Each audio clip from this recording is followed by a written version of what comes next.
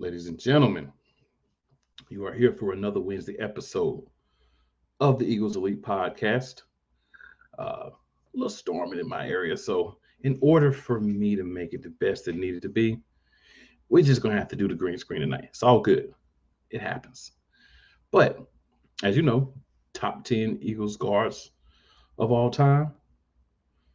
We're going to be replaying or reviewing, I should say, the Cowboys game one from last year, the first game against Cowboys week 6, as well as whatever you good ladies and gentlemen would like to discuss in regards to the Eagles.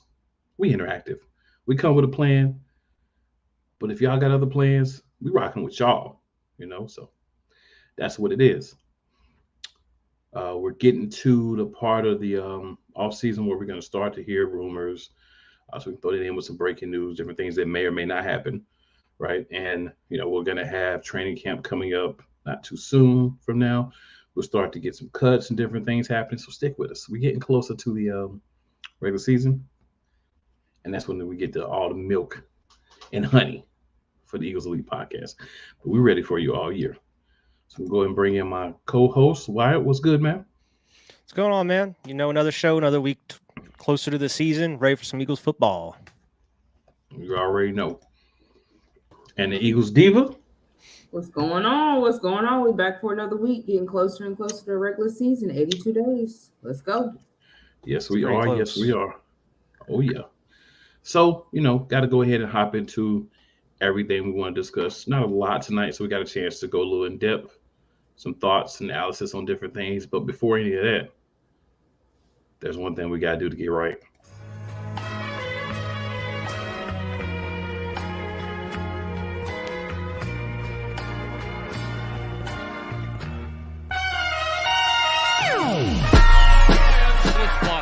The kick is away, and the kick it's good! And the Eagles win! It's hard to come to South Philadelphia and leave here with the win. You just don't come to Philadelphia and leave here with the win. Eagles fans everywhere, this is for you. Let the celebration begin.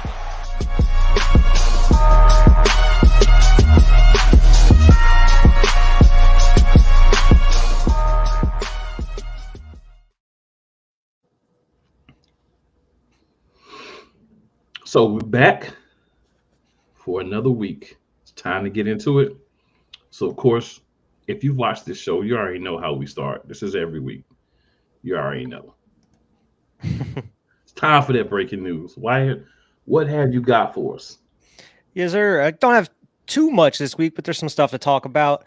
I believe it was like a week or so ago. I don't know if you got to see any video of it, but Nolan Smith was at Von Miller's pass rush summit that he has. I think this is the 3rd or 4th year he's been doing it, which is encouraging, man. I mean, rookie before the season starts, going out and getting to learn some stuff, getting mentored by some of these pass rush vets. It's a good thing to see. I think it'll definitely help in his development, learning from some other players outside of the organization. Definitely. So we have Alyssa here, one of our top viewers of the show, checking us out. We also got somebody on the Facebook side. It's just with the What's Up Cool, as well as the Fly Eagles Fly. Definitely. We can't see who you are, but appreciate you tuning in. Yeah. Thanks for the love, everybody. Yep. Haven't given YouTube access yet to show you when you're on Facebook, but hey, still appreciate it. For sure. All right. So that is encouraging, Wyatt. There's been a lot said about Nolan Smith, a lot about how important he is, right? A lot about what he's done for everything. And what's important to me about it is, and what I like about it is it's all positive, right? He's putting his head down. He's getting into it. He's understanding that, hey, I got a long way to go, but I got to get started. And I feel like that's what's going on with him right now. I'm pumped for it. I'm here for it. And I'm ready for it. What about you, Eagles, Diva? Oh, I'm ready. I already knew he was going to be what we thought he was going to be, so I'm just ready to see him on the field. Most definitely. All right. And Any other breaking news or info you had there, Wyatt? I know we get into that rumor time too, so. Yeah, the next one I actually have here was just, I mean, it seems like ESPN been watching the show the past couple weeks because a new report just coming out like on what maybe the next move for one missing move for each team throughout the offseason going into training camp. And it seems like everybody agrees the Philadelphia Eagles need to go out and get Yannick Ngakoue, like we've been talking about. Everybody's in agreement. I know we've talked about this past couple weeks, so if you want to know more in-depth thoughts on that, go check it out. But I mean, it seems like everybody agrees, though. It's a smart move at this time. I agree. Yeah, it's definitely a move that would not hurt the team, right? Like, we say however you want, but true story, end of the day, it's a move that would not hurt the team. Mm-hmm. Yep. And the last thing I have here, apparently Jalen Hurts has been nominated for an ESPY for Football Player of the Year, Best Football Player. So I mean, it's something, but I mean, he is up against none other than Patrick Mahomes, Justin Jefferson, and Nick Bosa as well. So, I mean, those are some elite players for best NFL player, but I mean, my guess is to probably go to Pat Mahomes. But hey, I would love to see Jalen Hurts come out with an award of some sort. I mean, very true, very true, very true. For me, it's always good to hear the nominations, the acknowledgement, because you remember this time last year, all we were really talking about is people talking about what we didn't do. So we got Rudy, who's actually in our comments. So appreciate you, Rudy, even though we can't see your name here on in the chat. And Rudy's definitely checking in with us. Roswell, New Mexico.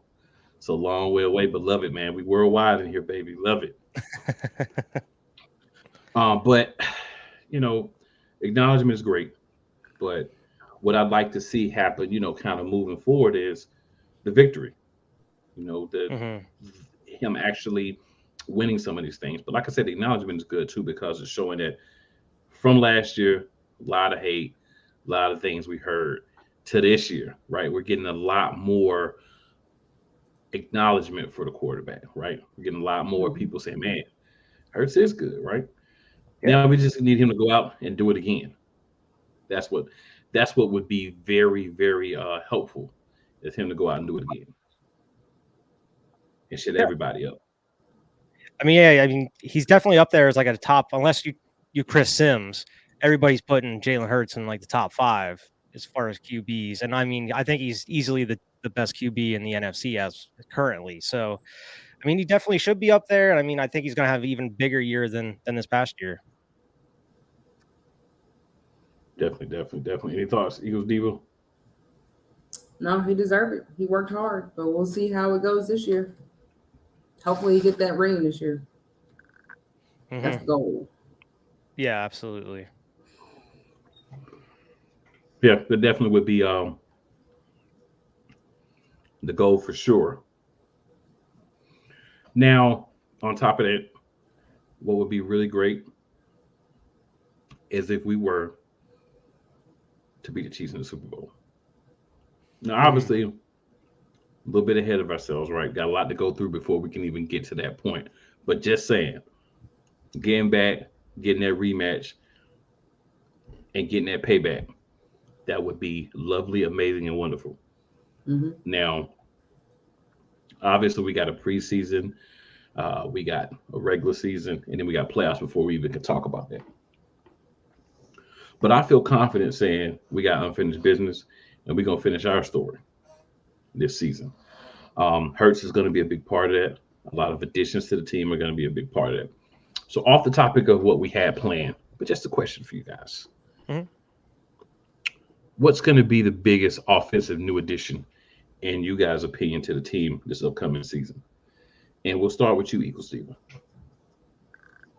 I would say the running backs that we've added. I think that our running game there's no reason why our running game shouldn't be full in effect. And the main thing we're using, not depending on Jalen's legs, which we know sometimes he's going to have to run, but not as much as he ran last year. So I really think that adding just the depth of running backs can really make a difference. Definitely, for sure. What about you, Wyatt? Yeah, I definitely agree. I mean, I think from what I saw about an article today about how high the Eagles are on DeAndre Swift bringing him in on that contract year that he has on his rookie deal, I think that's going to be a huge piece. Not only him, but also Rashard Penny as well behind that, one of the best O-lines in the league. I think it's going to be explosive, and I think that we can lean on the running backs a little bit more than we could have the past couple of years, but we definitely can lean on them more than we could the past couple of years, especially with the depth that we have at that position now. But I mean, we shouldn't have to pass nearly as much. Like Diva was saying, Jalen Hurts should not be running nearly as much as he was last year, just in, emergency circumstances, or if, you got to get that extra yard, you do the QB sneak. But I think the most improved spot is that running back room. I think that'll definitely be something that we can kind of lean on going towards the back half of the season too. I feel it. For me, I'm going to go with Olamide Zaccheaus. You've been high on that dude recently. You've been talking And about I'm going to tell him a you lot. why. Yeah, I'm going to tell you why. A couple of reasons. But the main one is going to be really simple.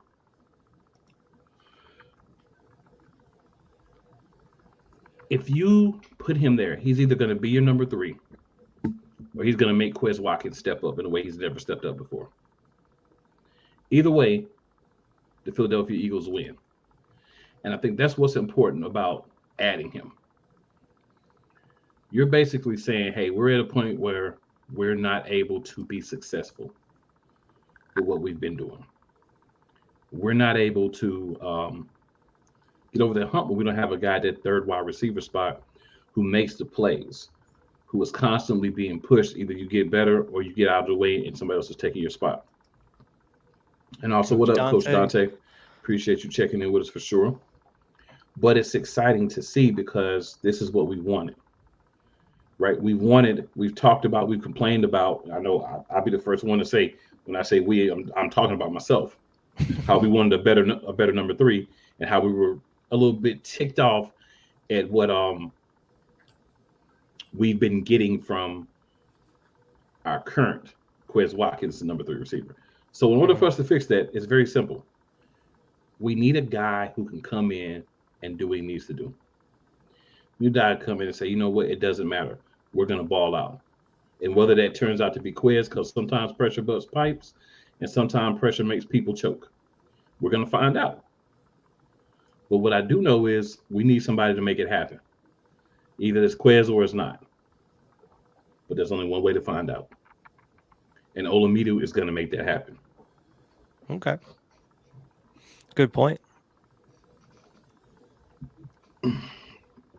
So, guys, we'll go ahead and get into our top 10 guards. Okay. Now, it's a little trickier, right, when we're talking about just guards and we're not bringing in other, we're not doing a line and hold just guards. But that's what makes it fun because you have to dig a little bit more. You got to kind of go back and do it. So for this, why don't we do it this way? Instead of naming a top 10, that's like 1 through 10, because of how difficult it is, let's just give a list of our 10. Okay. I think that would be a good way to do this one. So I'll start it off. First guy I'll talk about, Evan Mathis. I think he's definitely going to be in your top 10 guards in Philadelphia Eagles history. Yep, I got Evan Mathis too. One of them I have on here, somewhat of a familiar name. He's only here with us somewhat of a couple years, but he helped contribute to that Super Bowl run and got Steven Wisniewski. I have him on my list as well. And like you said, anybody that contributed to our Super Bowl has to be on there. Mm-hmm. But hopping back to Evan Mathis real quick. Started with the Panthers, 2005. Came over to the Eagles. He's one of the only guards of the Eagles to be named as a first-team All-Pro. from when he got to us in 2011. He was really good for the time that he was here. You know, like we could sit there and go on and on and on, but for the time he was here, Evan Mathis was very solid for us, and that's something that was needed. And we've been lucky to get guys like that. And then on to you know, talking about Wisniewski. Another guy, he like you said, he wasn't with us. He started out being drafted by the Raiders, played for Jacksonville, us, the Chiefs, and the Steelers. So he played for a lot of different teams, but he was the left guard on the Super Bowl team. So if you were a guard on our Super Bowl team, you're on my list. I'm with it. All right. Then I'll go.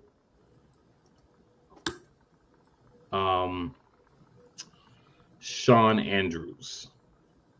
Okay. Yep, he was also on my list. Yeah. Played 04 to 09, 2 Pro Bowls, 1 All-Pro. Absolutely. He was to have a good career, I think, but injuries got to him. Not the only person it happened to, but injuries always seem to derail careers, especially back, you know, a little further back before, you know, some of the things were as they is now. Now you get hurt, a couple of years you're back, everything's all good. Wasn't the same back in the day, so glad that we're at a position where things have gotten better. All right, and what about another guy you had, Wyatt? Steve Kenny. Played from 1980 through 1986. Before he ended up going to Detroit, and I think he only played there for a game before he ended up getting hurt. But yeah, I mean, he was in there, I believe, through the early 80s on that that one Super Bowl run we had in there. But he was a contributor. Definitely. See, I had him as well. So a different person I'm going to go with here is Al Wister. Okay. Yeah, I don't have him on mine. Yeah, he's played back in the 40s, 43 to 51. He was part of the all-decade team, 8 all-pro selections. Played his whole career with the Eagles. Was a captain of our team. He was here for, some of our good years back in the day. So definitely wanted to kind of reach back a little bit and pull somebody up from the past. And I think Al Wister was a great example of somebody to do that for. So we're at what, 5 now? We're in our number 5, essentially. Yeah, I believe so. All right, who you got? Jermaine Mayberry. From 1996 through 2004. He's a first-round pick in 1996 out of Texas A&M. He played at every line position except center before settling at right guard during the 2000 season. And in 2002, he had one of his best seasons where he made Pro Bowl and was named second-team All-Pro. And he was also, during his tenure at the Eagles, he advanced to the 4 straight championship games. And that one Super Bowl, I wish we would have got with them cheating-ass Patriots. Boy. Yeah, them cheat treats. Boy. I tell you, man, every time I think about that, it kind of makes my blood boil a little bit. I'm not even going to lie. But, hey, it happens. We got some restitution. All right, so I'm going to go Brandon Brooks for my next one. Yeah, I have him on here definitely as well. Yeah. He was one of our, one of the best guys in the league. Made several Pro Bowls. Had a little anxiety trouble when he first got here. But, I mean, who doesn't? McNabb did too. Yeah, but once he got here and kind of got over some of those things that were bothering him, man, this guy was solid for us when he played. Another guy that injuries cut his career short. He came to us a little bit later on, but injuries definitely cut him short. Yeah, it sucks because when he was in, he was amazing. I wish we would have kept him longer, but it's just every year it was something. With him, yeah. All right, who you got for your next guy, Wyatt? Jerry Sizemore.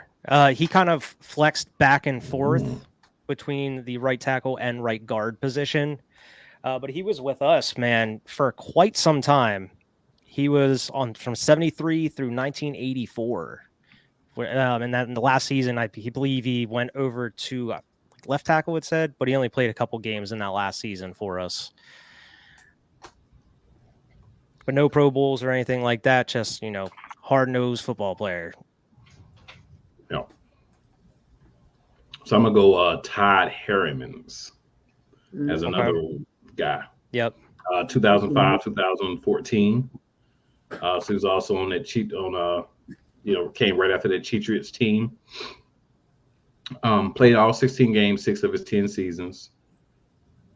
Started all 16 in 3 of them. Played mostly left guard. Did spend a little time at tackle and a little bit at right guard as well, just, kind of versatility. But he was on that line to help McCoy gain over 1,600 yards on the ground when he won his rushing title. Made 124 career starts. He actually caught 2 touchdown passes, something that another lineman hasn't done for the Philadelphia Eagles. Yeah. Get Lane another touchdown. And I'm sure that's where you're going for that last one, right? Yeah.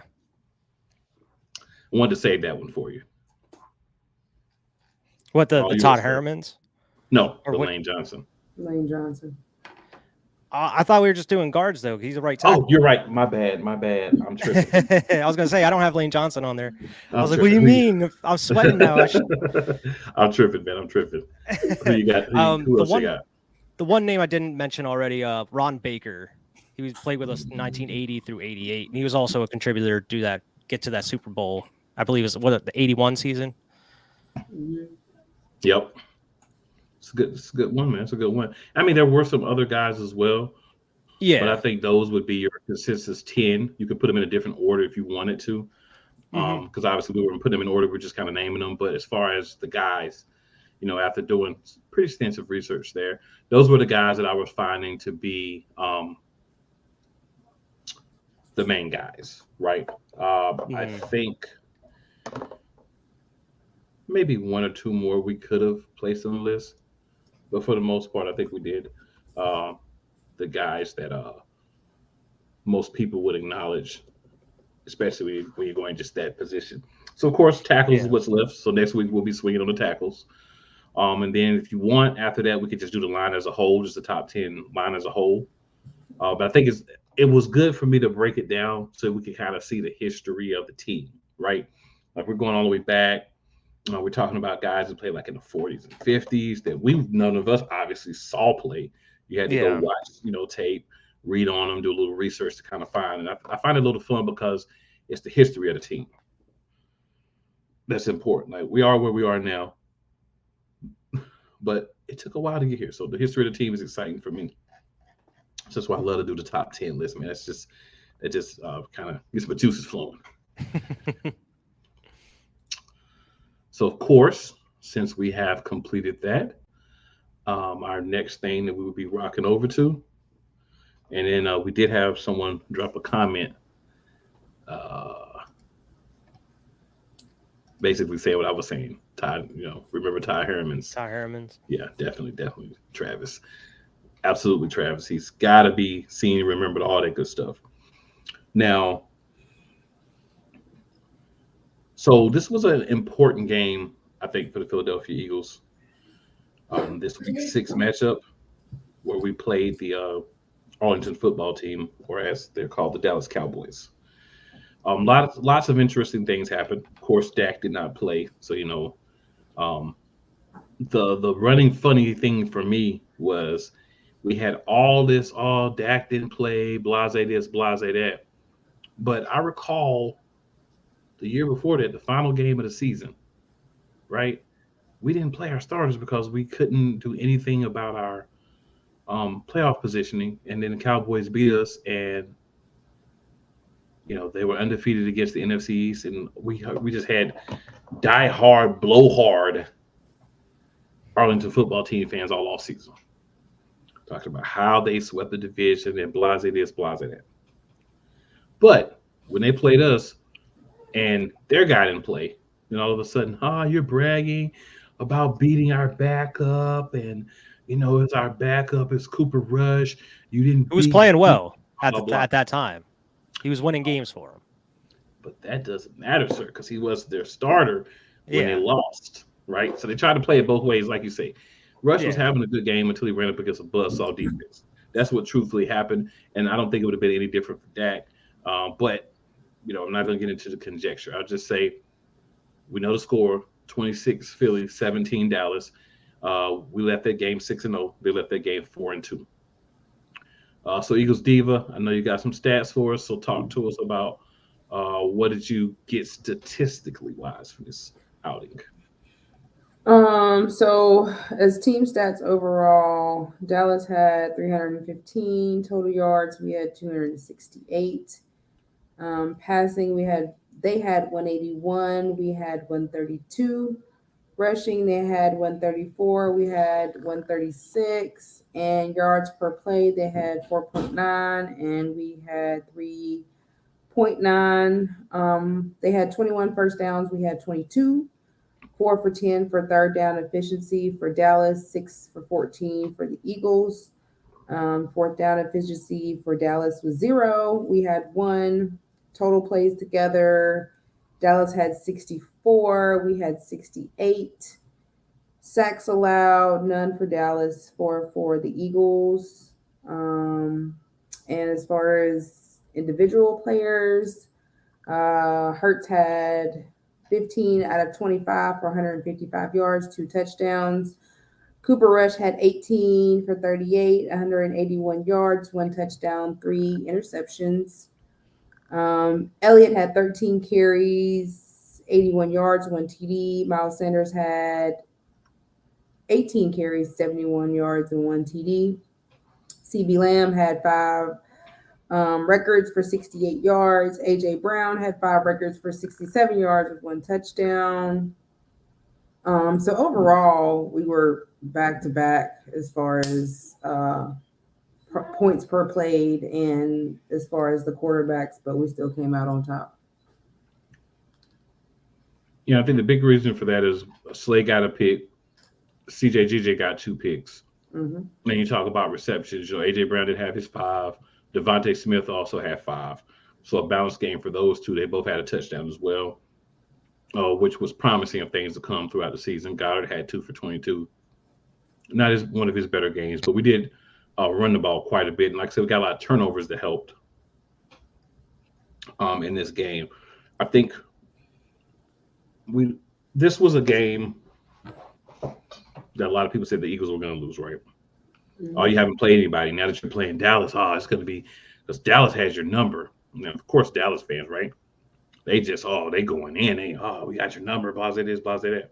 But at the end of the day, you still have to show up and play the game. And we were the better team.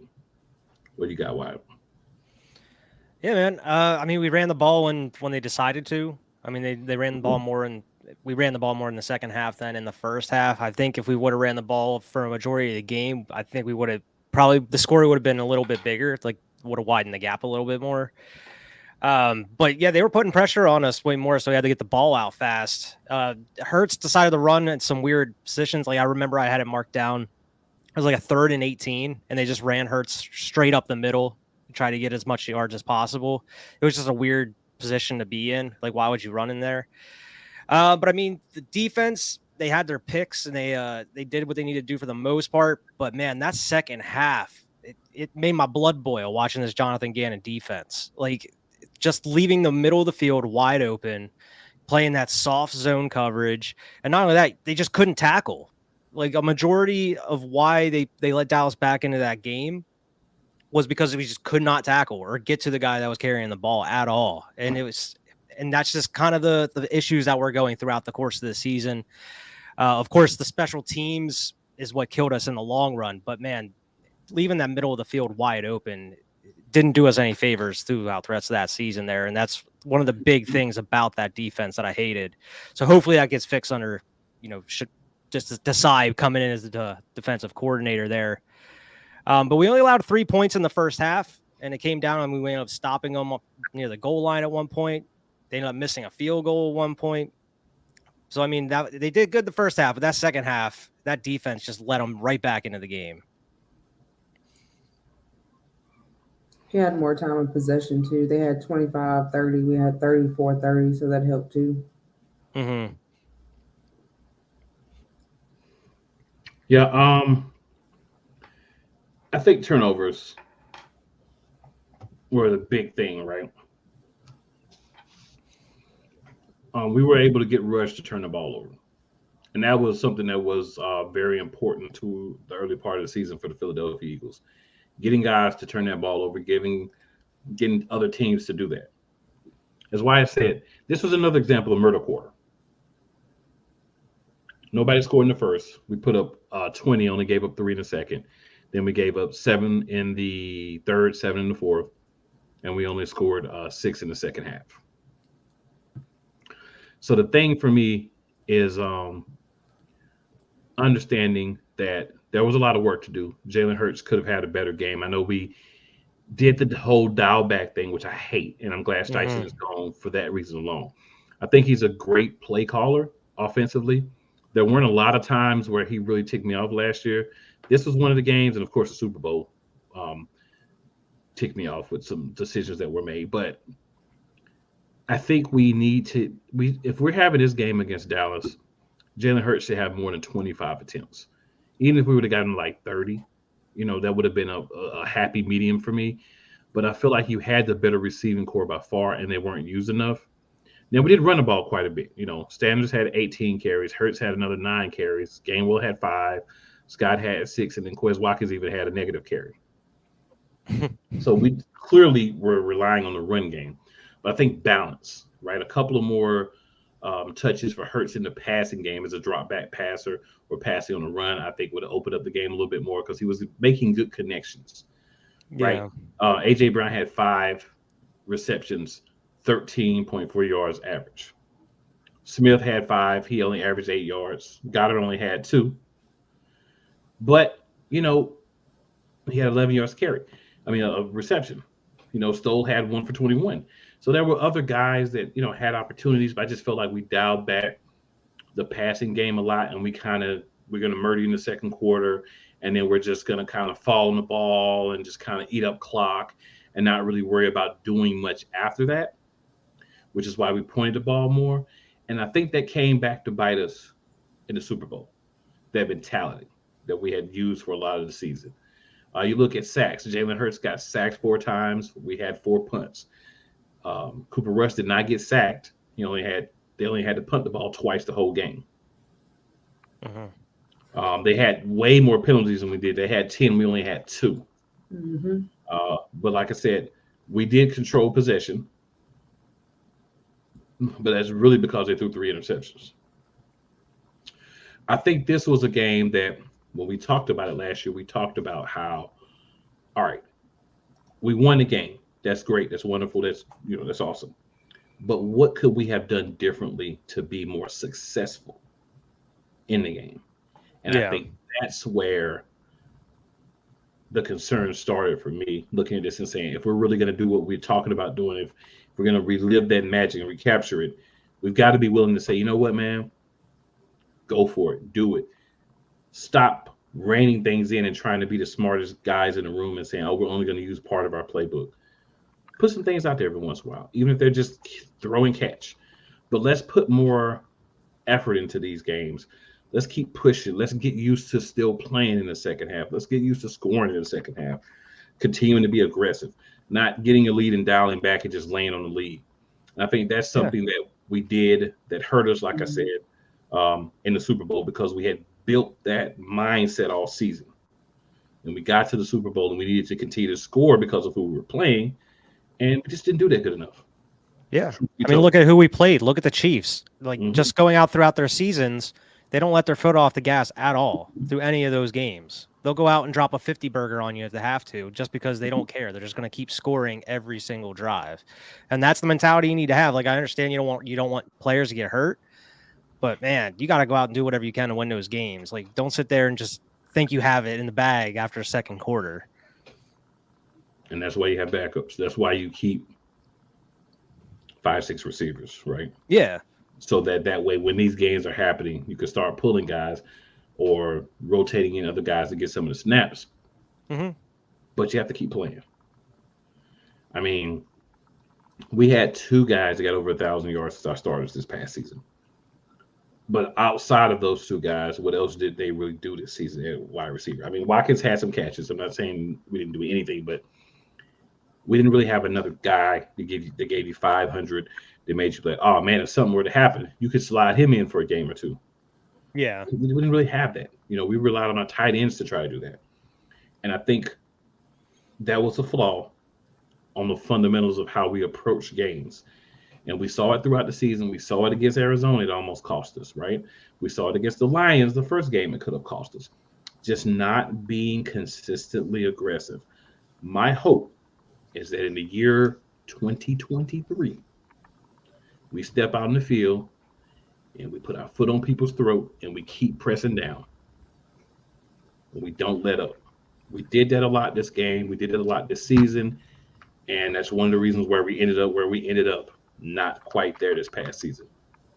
I think one game that really sticks with me is where we just got comfortable was the Washington game. Yeah. Like we had to lead. It was just some weird circumstances in that game too. Game was weird. But yeah. That's the one where we just like, oh, we got a lead, we're cool, and then they just came back and then beat us. Like, and the defense didn't really stand up at all. Yeah.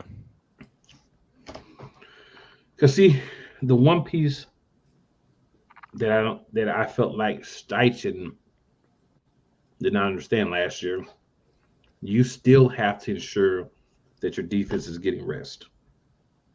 Right. So when you're taking your foot off the gas so early, you're not really running the ball, you're just going out there, maybe getting a first down, maybe 2, and then you're back trotting off the field. Defense is getting tired.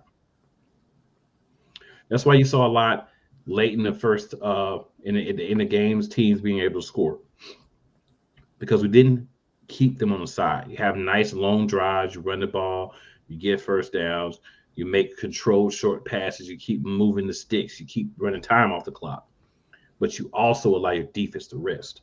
We already didn't have the best defensive coordinator, and then on top of that, you weren't allowing him the opportunity to let the players rest. Mm-hmm. It's not going to work out well for us, and it did not last season. Yeah, you have tired players playing in a trash scheme.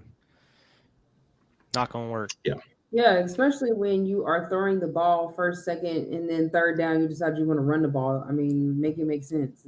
It's not. I hated that. That was one of the worst things on offense. Like, or just throwing it just short of the sticks. Like you're going to throw like a yard or 2 before the first down. Like, what are you doing? And then you want to try to run it when you still got like 6 yards to run, and it's just like that. Run the ball the first 2 downs. Yeah, and take it from there. Yeah, you have a yard left, then you can QB sneak it or whatever. But yeah, just some of those decisions just didn't make any sense at all out of Steichen. And that's the thing, like, was it Steichen or was it Sirianni? Like, I know Steichen's calling plays, but are some of these decisions Sirianni as well? But which, I mean, we'll find out. I definitely think it was both. I agree with Eagles Diva. So we got our guy Rod, and he says, "What's up? Get the likes up. What's going on, Rod? You're a little late today, Rod? Man. We didn't know what was going on." Rod's always here about 5-10 minutes in talking about the Patriots. But we appreciate you hopping in for sure. Definitely get the likes up, man. If you see the replay, same thing, man. Like the show, check us out. Check out our past episodes, man. We're trying to do this thing. But outside of the game, since we have some extra time, because I mean, this game wasn't too difficult to discuss because it was pretty clear who the better team was this night. So I asked this question first. Do you guys think if Dak Prescott was playing, obviously I feel it would have been closer, but do you think that the Cowboys would have had a good chance to defeat us if they had Dak instead of Cooper Rush? Possibly.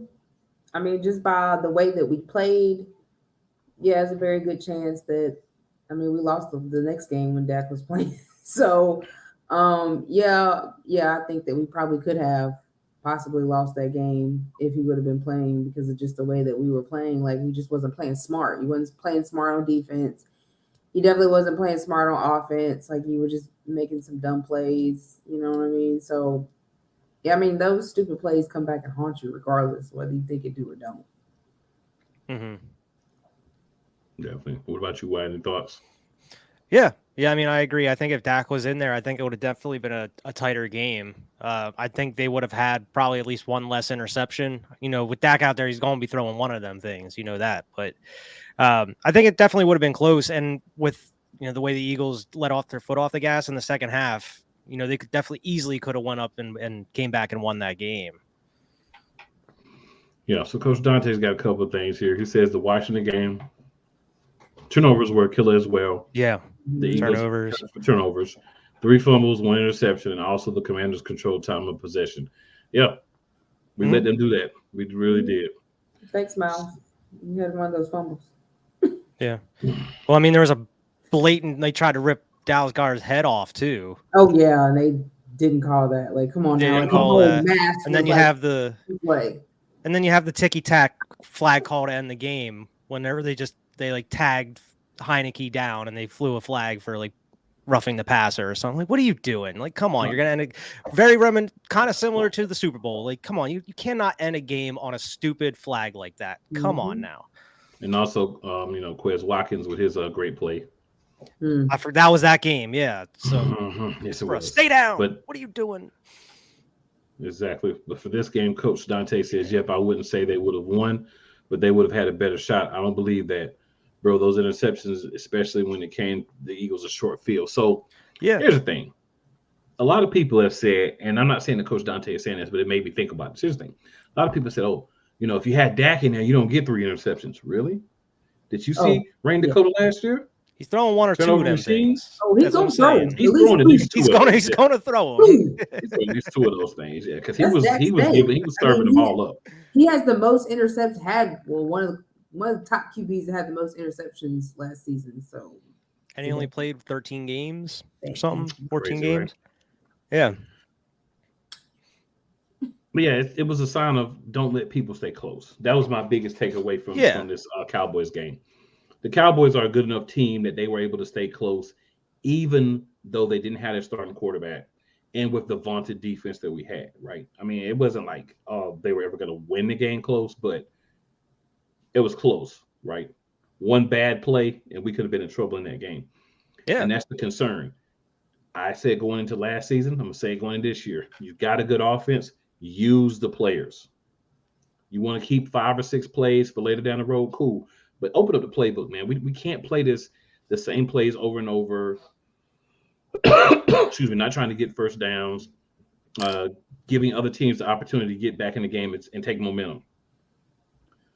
Momentum lost us the Commanders game. It lost us the Super Bowl.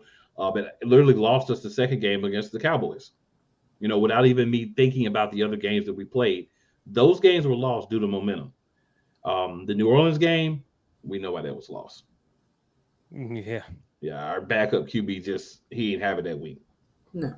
But you have to assert yourself, give your team momentum going from game to game.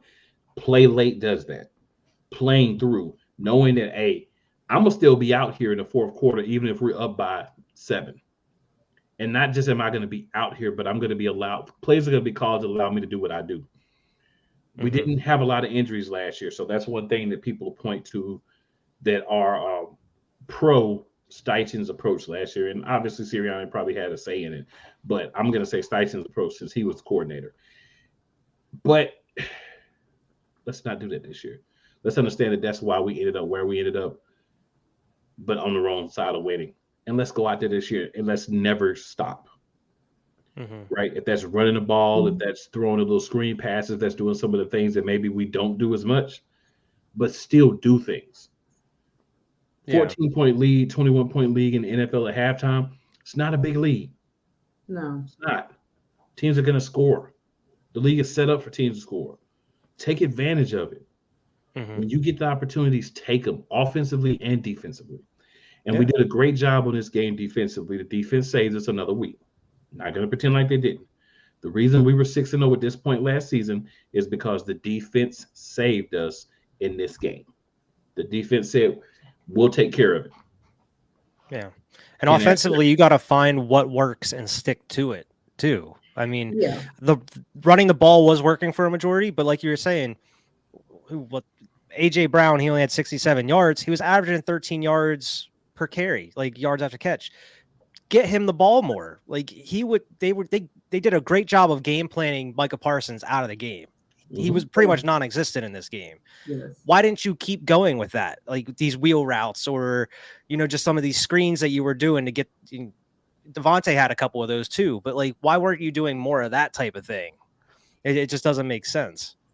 It almost felt like, we're just going to stop doing it because if we do it, then they may figure out that that's what we're doing. And then 5 games down the road, someone might say, I saw that play before.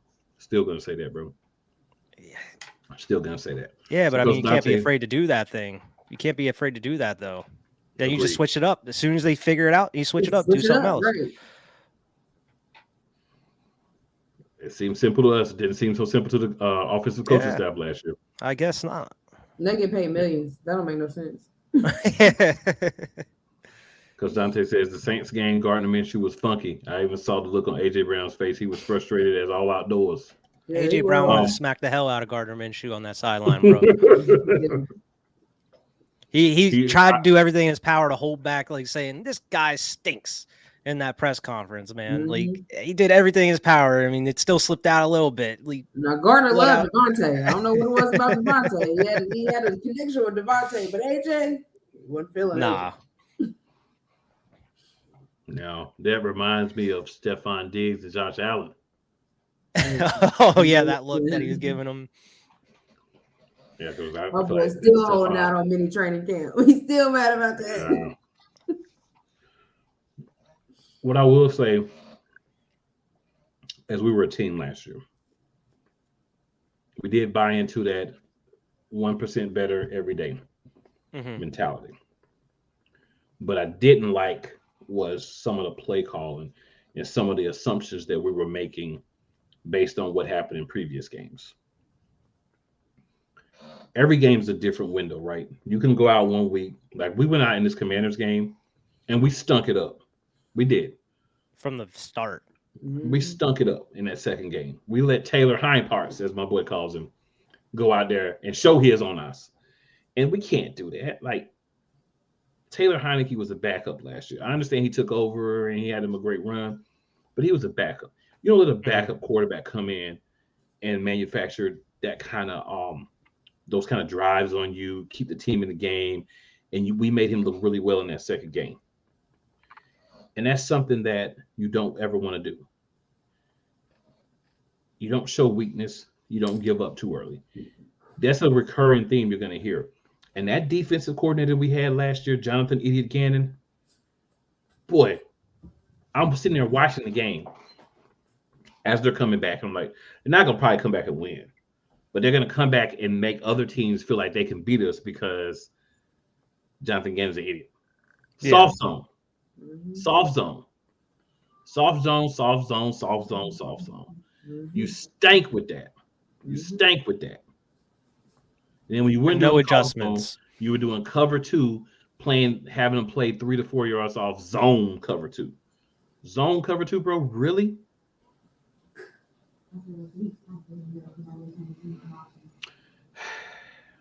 Coach I'm glad that dude's gone. Yes, I am. Coach Dante says AJ Brown wanted to snatch Gardner Minshew out that jersey. He He should have did. snatched it off and put it on. He probably would have played better. Yeah, for real. Get Greg Ward back there at QB if we have to. I don't care. Get Gardner Minshew the hell up out of here. Right. Yeah, for real. But, I mean, it's funny that we have this many discussions and thoughts on what should have been better in the game, even though we won the game. But what's funny about that is when you're a team that's expecting to go, when you're a team that's expecting to do some things that season, you understand that just winning is not good enough. You have to go out there, make some things happen. You have to execute Yes, every Yeah, play, 'cause- all the time. every play. Because you said we were 5-0 going into this game. Even if 5-0, you know what works with the squad at that point. So it's easy to see the mistakes or what doesn't work during these games. It's easy to see that even within 5 weeks. Like, oh yeah, the soft zone, leaving the middle of the field wide open is not going to help things. The special teams, just coverage of kick returns is not going to work going forward, and that's something they didn't adjust to as well. Yeah. But it's like, I don't understand how they get paid these millions each and every week to sit here and go over the game, watch over the film, and then they still do the same exact mistakes week after week after week. And I don't understand. And it's Steichen on offense and also Gannon on defense. More so Gannon on defense than Steichen. But Steichen has issues, but man, Gannon was the worst offender of them all. That's why they had to bring consultants in to help him out in the back half of the season. That still didn't work. Exactly. Yeah, Coach Dante says me and him did the game, which we definitely did, and was not happy. But hey, I said when we lost, I said moving forward, you're not going to win all the games. Yeah. No one's undefeated all season. We had a good start. If we go 6-0 this season, I'll be happy. Shoot 5-0, I'll be happy. New season, a lot of differences on the team. But one thing that remains the same is we still have that strong line for the most part. We lost one guy. We'll get him replaced. We still have Hurts. We've got Swift, and we also brought in Penny. Rashard Penny. Yeah. Both of those for probably less than we would have paid Miles Sanders. Mm-hmm. So great use of the salary cap. Yeah. Just to have that many running backs, because in different positions and situations, like you could use Rashard Penny, since he's a big back, you can use him at the goal line to go ahead and push it in instead of always having to use Jalen Hurts as a quarterback sneak. And, of course, they saying exactly the tush and all push. So, we have different ways of being able to use. It kind of reminds me when we won a Super Bowl, we had Ajayi and we had LeGarrette Blount. Like, we knew how to use each one for what we needed them to. So being able to have like multiple running backs, I think is really going to open up just the field all in all, and just make it better, because you got different ones that you can use in different positions and not just having to depend on Miles or Boston or Gainwell. Like, you just got so many. Yeah. You need that bowling ball with feet to just, get that extra yard or two to go get that touchdown. Exactly. You shouldn't have to use, as good as he is at the QB sneaks, you shouldn't have to use Hurts as much as we did last year to do that. Yep. Hell, put Trey Sermon on the roster specifically just to push those 1 yard touchdowns. It's like, that's all you need to do. They love Trey Sermon so much that they won't play him. We can't risk getting this guy injured. He's such a freak athlete. We don't want to get him hurt. Man, listen. Bro. You gonna mess around and lose Trey Sermon. You gonna go Brian Johnson somewhere else. Brian Johnson, if you're listening, sir, if you ever come across this anytime in the off season, please, and I mean please, we're begging. Please stay aggressive. Use your guys and advocate for who you want on this roster. Mm-hmm. Okay. We got to have more wide receiver than we had last year. Quez should make the team. I'm not saying he should be cut. I just feel like if he plays the way he did last year, he's going to be the fourth receiver. Oh, yeah. For sure. I mean, Greg Ward should have been over Quez. Honestly. At a certain point, it's hard to disagree with you. I'm telling you, Greg Ward is our new Jason Avant. We just won't use him that way. I mean, really, that's what I'm saying. Like, Greg Ward I don't get it. I don't understand it. Use him like how you were using Pascal last year, somewhat. I'd rather have Greg Ward than Quez all day, because I know Greg Ward. For that open, because Pascal is gone now. Yep. Mm-hmm. But any other thoughts, y'all, on this game?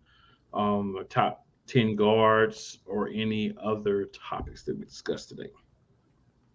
Oh man, I'm ready to see what this year team is going to do. Same. Yeah, I'm ready for the season. I am ready. Like, if I ain't been more ready, I am ready. Like, let's go. I feel like way more confident. We don't have Gannon. We don't have Steichen. One thing I'm worried about is that special teams. because they could have put us in better positions too. They're not getting off. They could have put us Yeah. in way more better field positions than they did. So Yeah, they're starting off under the microscope to start the season. Like first game, if I even see a dude take a kickback, it's over. Twitter's blowing up, driving a NovaCare complex. Like, come on, man. Like, we cannot be having this. Fix it. It should not be this hard. Like, your special teams can put you in good position when you get the ball on the field, and they have not done that for us. So, but other than that, like, I'm really excited for the O-line, Jalen. I'm excited to see what Josiah is going to do with the defense. I know it's going to be a lot more better than Gannon, so I'm just ready to see what they about to do. Yeah. If it's worse than Gannon, I'm gonna cry.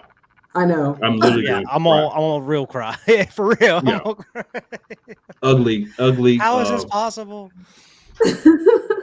What did we do to deserve it? Exactly. Like, no. So Coach Dante has got a few more things. He likes Greg Ward, made some ridiculous catches for us. Yes. Liked him as a gadget player. We did too, but guess who didn't like him as a gadget player? Shane Steichen. That's who did.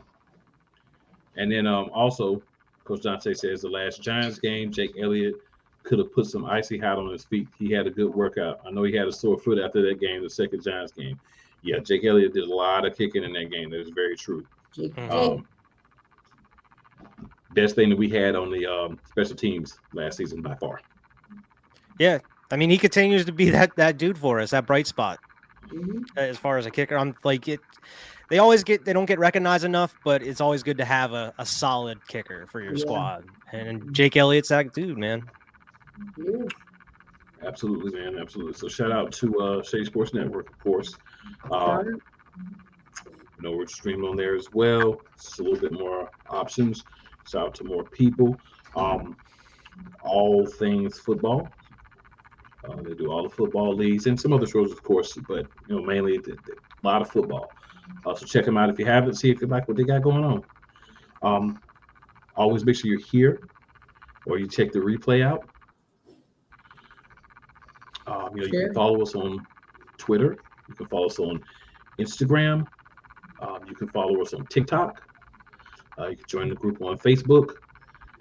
All those great ways that you can find Eagles Elite Podcast and interact with us. If you'll look out, a lot of more interactions will be happening besides the show coming soon. We're going to be doing some pregame things as well. So be on the lookout for that. Some shorts, different things will be popping off. So pay attention. Make sure you subscribe to the YouTube page because a lot of these things will be happening on the YouTube page for sure.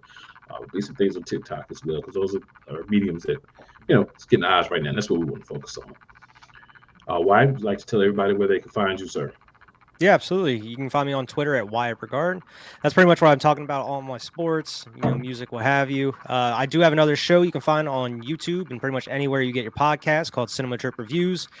Just talk about, movie reviews, TV reviews and such. Go check it out. Like, share, and subscribe over there. I'm also available on Twitter and Instagram with Cinema Trip Reviews as well. And I'm on Twitter mostly. So if you want to interact with me, I'm on Twitter at CMCobb1. I'm on Facebook. I do have a TikTok, but I haven't been on there in a while. And I'm not on Instagram, but I also have my own podcast dedicated to those incarcerated, and you can check it out on any major streaming. It's called Black Light Mass Incarceration Show. All right, and then I'm gonna go ahead and do it this week. You can find me Facebook at Cool McCain, Twitter at Cool McCain, Instagram at Cool_McCain. Like I said, TikTok at Cool McCain too. So keep it simple. Follow us, check us out. A lot of sports interactions going on as we get closer to the season. We get more content. Any last words, ladies and gentlemen? No, man, that'll be it. Go Birds. Go Birds. Be elite. Bring a friend. Tell a friend. We here every Wednesday. Fly Eagles fly. And as I always say, man, tell 2 of your friends and 4 of your enemies. Just because they don't like you doesn't mean that they won't like us. That being said, we'll be back next week. More engaging Eagles Elite talk. Fly Eagles fly.